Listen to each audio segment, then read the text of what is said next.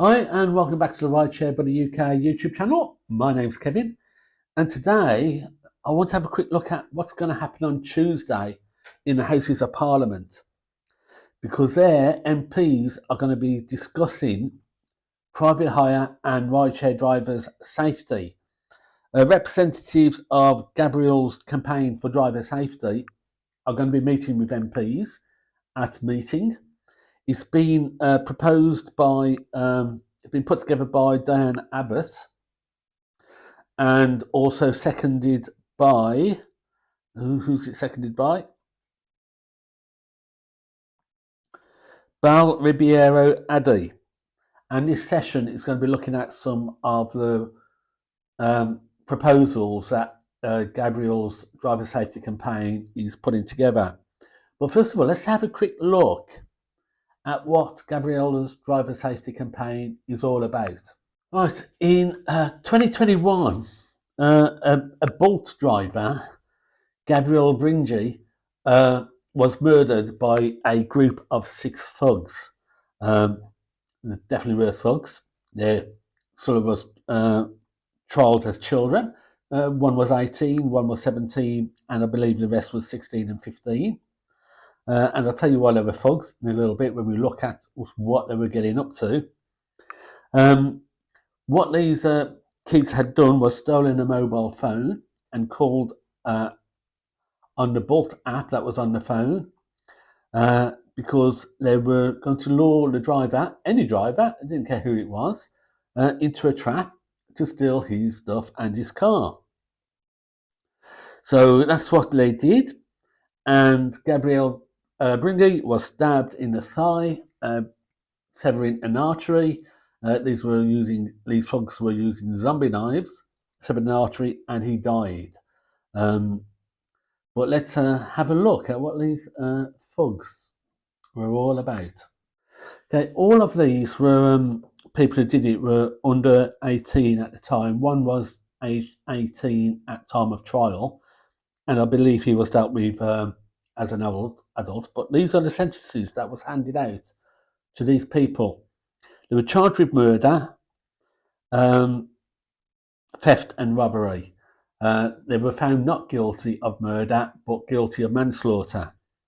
So the oldest one was sentenced to 10 years detention at the Youth Offenders Institute for manslaughter. Next one, again, was 18. He pleaded guilty to conspiracies and possession of a bladed article, and also found guilty of manslaughter. He was sentenced to a total of 11 years detention. A 15-year-old was sentenced to 5 years detention at the Youth Offenders Institute. Again, another 15-year-old sentenced to 4 years detention. Another one was sentenced to 5 years detention, appealed his sentence and was given and was successful, and it was changed from 5 years to 3 years. So, not particularly lengthy sentences for the killing of a person, but you could just say, oh, well, these were young kids, you know, they made a mistake, got caught, how sad, we shouldn't really throw the book at them. But let's look at what these gang of thugs were involved with in the run-up to the killing of Gabriel Bringye. So, on the 16th of January,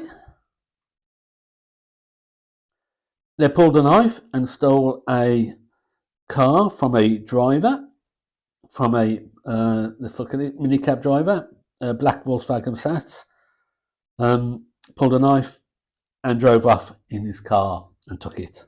It doesn't say which company he worked for. That's the 16th of January. On the 18th of January 2021, this group stole a car from a private hire car from Ambassador Cars, pulling a knife.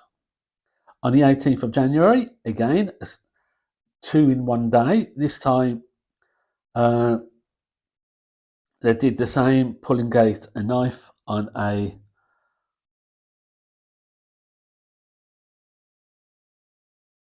private hire driver. It doesn't say which company it was. Again, ringing up for a taxi and bringing the driver into a trap. So on the 24th of January, this time they did it again. They stole the phone, called up an Uber, and had a knife pulled on the Uber driver, and they stole his cab. On the 2nd of February, they booked a taxi from a Bluebird, pulled a knife on him, and stole his cab. On the 3rd of February, again, they used a knife, stole an iPhone, pulled out and ordered an Uber, pulled a knife on the driver, stole his cab. 3rd of February, twice on the 3rd of February. Again, another Uber driver had his car stolen from him at knife point. On the 15th of February, they stole a phone, ordered, let's have a quick look, does it say which company? No, but it was another, not yet, Uber, stole another Uber at knife point using a mobile phone. 16th of February, first offence on that day. They did it to another Uber driver, stole his car after pulling a knife on him. Second offence on that same day. They did it with a driver at Swift Cars, used the false phone, used the stolen phone, pulled the driver out, pulled a knife out, stole his phone. 17th of February.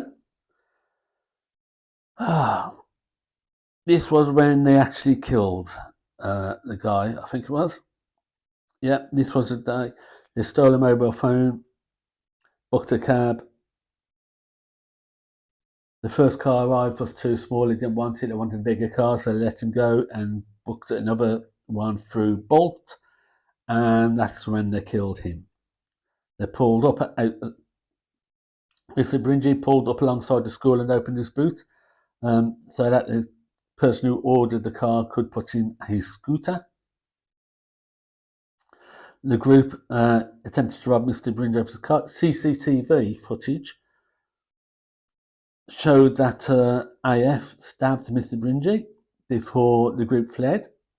He managed to get inside his car and dial 999. A school manager for the local school saw it and called emergency services at 19:21, and he was pronounced dead at 8 o'clock. He had been stabbed in the right thigh, severing his femoral artery. He's 37 and engaged to be married. So, this was not some kids just having a lark. This was a hardened gang of violent offenders who should have paid a visit to the noose and not to a youth offenders centre. But that's the background of Gabriel's driver safety campaign, which has been run by his sister and his ex-fiancée. So they're going to talk to MPs on Tuesday to explain what they want to help rideshare drivers remain safe doing the job that they do. So what campaign wants, and what they'll be talking with MPs about, with maybe a view to changing the law in the future, is they want safety protection screens in cars, in all cars used in rideshare and private hire. Now, it won't be nice having cages in the back to separate passenger and driver, but it may be needed. I'm not a big fan of using cages, but at the same time, I want to live. So they want platform apps and local councils to contribute towards the cost of having cages installed to separate the back compartment from the driver to give them protection that way. Then they want customer ID checks. So they want all apps and all taxi operators to verify and check customers are who they are. And in particular, they want driver apps to have password protected. So if the phone is stolen, like these thugs did with a lot of these phones, they stole a phone and then ordered through the stolen phone, they want a password protection on the app. So if the thugs don't have the password, they can't do an order through Uber, Bolt, or any other platform. So that's what they want to do. And customer ID checks, they want two-step verification. They want to make sure that the people who are on the app are who they are. I mean, one of the things I never do, I never pick up passengers who use nicknames on that app. If it's a nickname, I cancel, I don't bother. I don't see if you can't give your name, I'm not prepared to pick up. So that's something I think I probably agree with on that. The other one they want is they also want corporations to offer fair sick pay to drivers who are injured at work. Now, I'm not sure about that situation. Now that I'm classed as workers, does health and safety at work apply to us? Do apps operators have to do risk assessments and check on the safety of drivers? And if they fail to do adequate checks, will they become financially liable for any damages, injuries, or anything like that? But fair sick pay based on the average of their earnings is what the campaign wants, and I can't disagree with that. I mean, the corporations, the app operators have to take their fair share of responsibility if they're taking on bad customers. So they also want to introduce, this is I think already on Uber and Bolt, which is welfare checks if you're stationary, because this guy had been stationary for six hours before on Bolt and nothing had happened. Bolt hadn't checked on his condition or anything. So I know in Uber and probably Bolt, after you've been sat in one traffic jam, I'll get welfare checks coming up saying, are you okay, do you need assistance? Now that's all very well if you're okay, you can press yes, I'm okay. But if you don't respond, what does the app do? There's been times I've not responded because I've had other apps open and this welfare check came out and I've not responded for hours. Never had any checks. It's all very well having this show up front saying, look, we do this welfare check. But if you don't do anything about the welfare check, then what's the point in having it? So, yeah, I think there's room for improvement on that welfare check. Because if you've had your throat slashed, you're not going to respond. And if they do nothing, if you don't respond, then what's the point of having it? So I think legislation needs to come in on this as well. The other thing I'd like to see, personally, is that it's making it a lot easier for drivers to block pairing with some customers. Now, you can block customers on Uber. I don't know about Bolt, but you have to do about 6 different clicks going through some sort of obscure sort of menu 6 levels down to get to the block passenger option.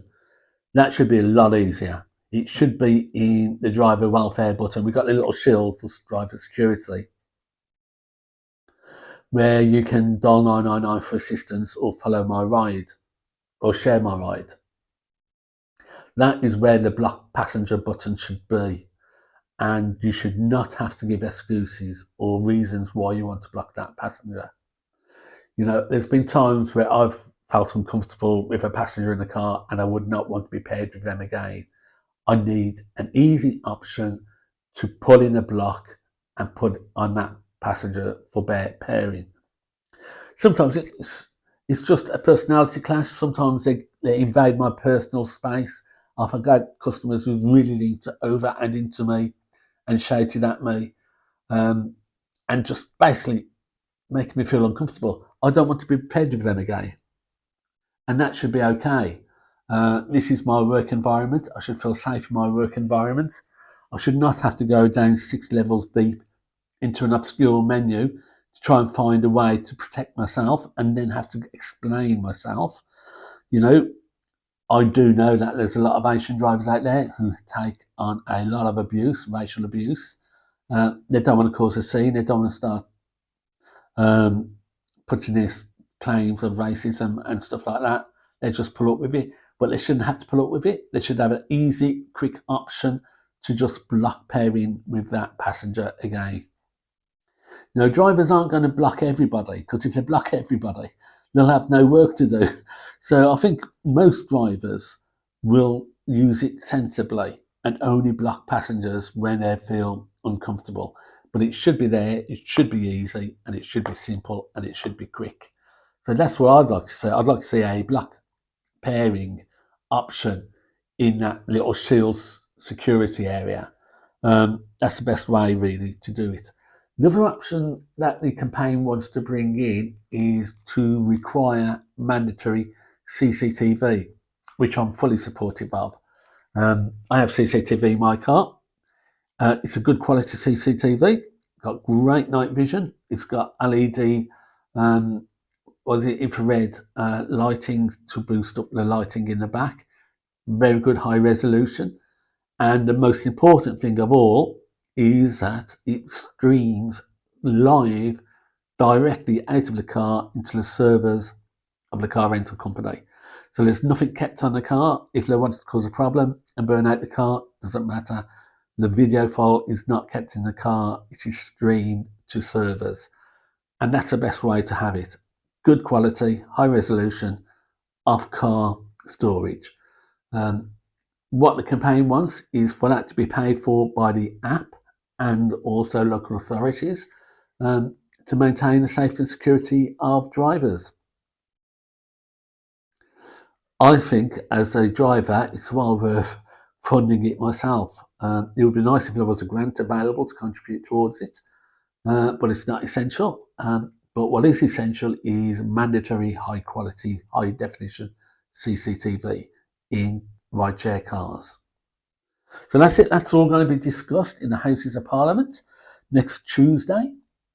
It'll be interesting to see what comes of it. I've tried to look on the Houses of Parliament website because they do stream quite a lot of committee footage, and I'd like to watch it and see what the responses were, but it's not on the CCTV. It's not on their programme, so I can't figure out what time it's going to be heard or who's going to be there or which room it's going to be discussed in. But I shall be looking out at the results. It's all part of the... you may get some coverage from the Independent Workers of Great Britain website union, because they're sponsoring it, and they're the ones who took it to Dan Abbott, who sponsored and proposed the discussion in Parliament. So that's it.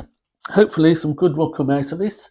Personally, what I'd like to see as a mandatory option is single click, one click access to blockage or banning or banning the pairing of customers, so you can do it very quickly, very easily. Mandatory CCTV, fully behind. And sick pay for injured drivers. That would also be really good. Or at least some sort of insurance. And actually the involvement of Health and Safety at Work Act on apps, so that they have a responsibility to do the adequate checks on passengers and customers. So that's it. I'm going to look forward to try and find some sort of detail and some sort of details on discussions on this on Tuesday. If I can find anything, I'll feed back. But that's it. Till next time, stay safe, happy driving, and keep making that profit.